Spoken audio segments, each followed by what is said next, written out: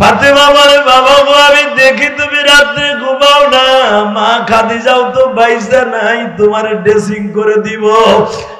বাজান ফাতেমা প্রতিদিন জামাটা খুলিয়া গেঞ্জিটা খুলিয়া গরম পানি করিয়ে আস্তান গাছ ভিজাইলে স্যাবলনের মতো ফেনা হয়ে যাইতো, ওই আস্তান গাছ ভিজাইয়া গরম পানি করে বাবা সাদা ন্যাকড়া দিয়া বাবার পিঠের ন্যাকড়া দিয়া ওই ক্ষত স্থানগুলো ড্রেসিং করে দিতেছিল। ও আমার আশিকি রাসূল ভাইরা কোন চিৎকার মারবা, আমার নবীর কথা শুনে যদি কারো চোখে পানি আসে ওই মানুষটা মৃত্যুর আগে আমার নবীরে একবার হলো দেখতে পারবো বাবা।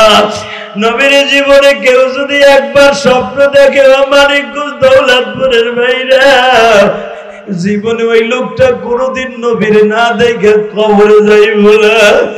ফাতেমা যখন ন্যাকড়া দিয়া বাবার পিঠের মধ্যে ডলা দিয়া পরিষ্কার করে, নবী আবার ব্যথার যন্ত্রণায় লাফ দিয়ে উঠে মারে আস্তে ডলা দে, আমি কষ্ট পাই গো। ফাতেমা চিন্তা করলো ন্যাকড়া দিয়ে ডলা দিলে বাবায় কষ্ট পায়, তেনা দিয়ে ডলা দিলে বাবায় কষ্ট পায়, আমি আর তেনা ইউজ করবো না, আমি কি দিয়ে বাবার পিঠের ময়লা পরিষ্কার করব। বাজান এখন একটা চিৎকার মারবা। ফাতেমা তার নিজের জিহ্বাটা বের করে দিয়ে বাবার ক্ষত স্থানে জিহ্বাটা লাগাই দেয়, জিহ্বা দিয়া সেটে সেটে যখন বাবার গর্তের ময়লাগুলা পরিষ্কার করে, নবীর ময়লার ভিতর থেকেও তো মেশকাম্বারের ঘেরান আসে বাবা। আমার নবীর পায়খানা প্রস্রাবের ভিতর থেকে কোনোদিন দুর্গন্ধ আসে নাই, নবীর পায়খানা প্রস্রাব থেকে মেশকাম্বারের ঘেরান আসতো। আমার মানিকগঞ্জের যুবক ভাইরা শিখিয়ে লাও ফাতেমার খেদমত। আমার মা ও সাতপুরের ওই নাস্তিক মহিলারে বলবো, বাবার দাড়ি ধরে জাকি মারলি এই হাদিস কানা পড়। ফাতেমা যখন জিহ্বা দিয়া বাবার পিঠ পরিষ্কার করিয়ে দেয় ক্ষত স্থানগুলা, নবী আমার লাভ দিয়া বলে ফাতেমা তুই কি জিহ্বা লাগাই দিস আমার ক্ষত স্থানে, তোর কি ঘৃণা লাগে না গো মা? ফাতেমা বলে বাবা গো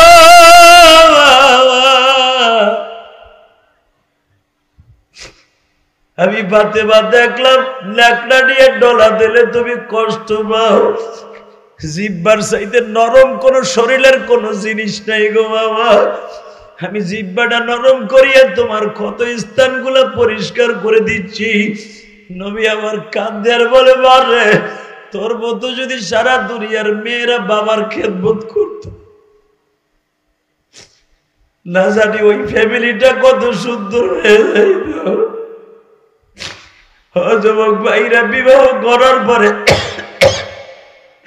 বাপ মায়ের আলাদা করে দিলা, আয় আমি তোর দুইটা পাও ধরে বলে দিয়ে যাই, আমি ইলিয়াসুর রহমান জেহাদি 12 বছর বয়সে মা হারাইছি। আমার মা বলতো ইলিয়াস রে বাবা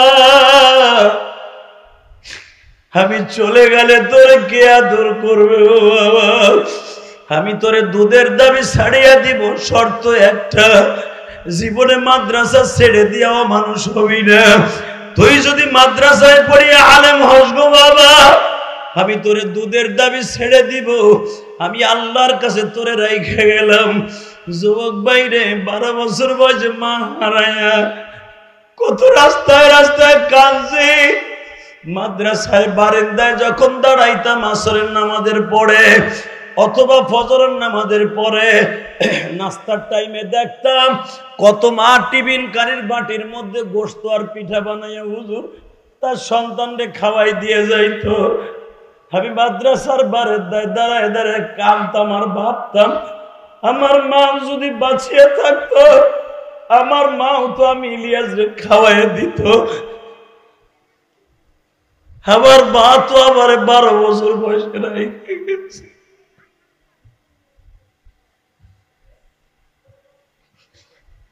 এই দুনিয়ায় যার মা নাই করব তো কপাল পোড়া আর কেউ নাই বাবা।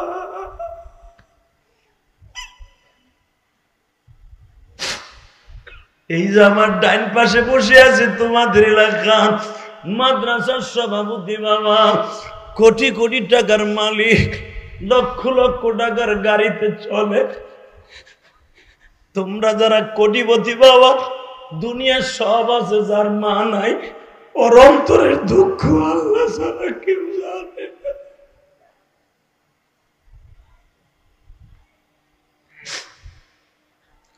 এই যে আমার ডাইনে বামে আমার আলেম ভাইরা বসে বসে কান্দে, এই যে দেখো তোমাকে মুফতি সাহেব কান্দে, কেন কান্দে জানো? আমরা গরিবের সন্তান বাবা, যখন বৃহস্পতিবার বাড়িতে যাইতাম মাদ্রাসার ছুটি হইলে, যাইয়া দেখতাম মা কত রং বেরঙের তরকারি খাওয়াইতো। আজকে যাদের মা নাই কেউ তো ডাক দিয়ে এক টুকরা গোশত খাওয়ায় না। বাবা কত মহিলার হাতের পাক খাইলাম, বাবা জান আমার মায়ের হাতের এত সুন্দর পাক তো আর কোনোদিন খাইলাম না। যুবক ভাই আসো, আমি তোমার দুইটা পাও ধরে অনুরোধ করে যাব। ইলিয়াসুর রহমান জেহাদি তোমার বন্ধু 12 বছর বয়সে মা হারায়া কত কাঁদতো, প্রতিটা রাত্রে মা মা কইয়া কান্দি। তোমাদের যাদের মা আছে জীবনে কষ্ট দিস না ভাই, মার অন্তরের দিকে কষ্ট দিয়ে জাহান্নাম কিনিস না।